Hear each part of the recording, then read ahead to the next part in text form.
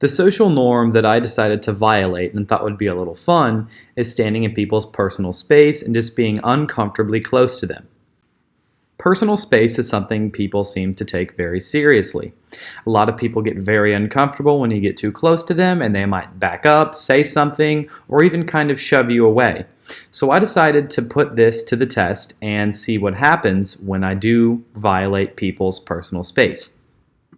Something funny that happened before I even did my first recording of me violating someone's personal space is I was talking to my mom, telling her what I was going to do, and asked her what she would do if she were going to go up in someone's personal space to make them uncomfortable.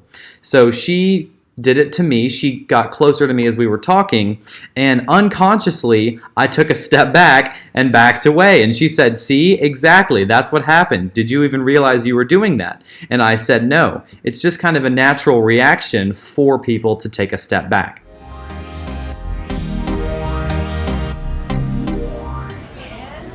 Oh, you Russell.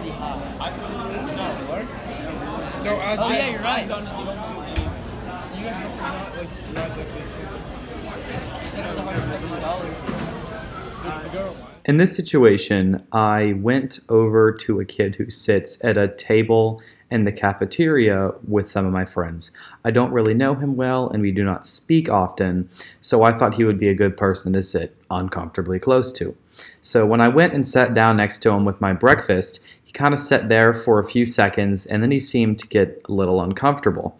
A few seconds later, he got up and left the room and went in the hallway, and he was out there for about 5-6 minutes. When he came back, I asked him where he went and why. He said that supposedly someone wanted to talk to him in the hallway and that he got a text to go out there.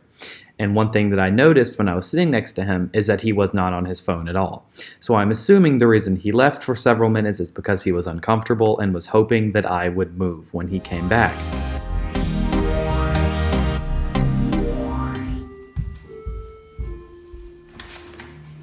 Hey, Dr. Corby, how are you? Good to see you.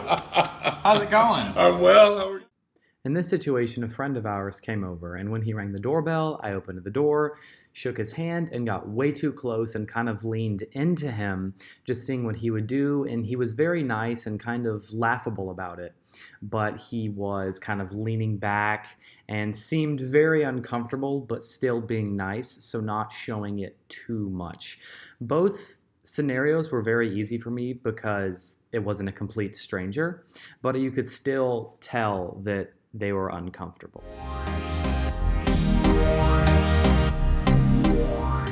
Overall, the experience from violating these norms taught me that the power in the situation seemed to be given to me because I was kind of dominating them by being in their personal space, and they might have been uncomfortable, which is why they were stepping back.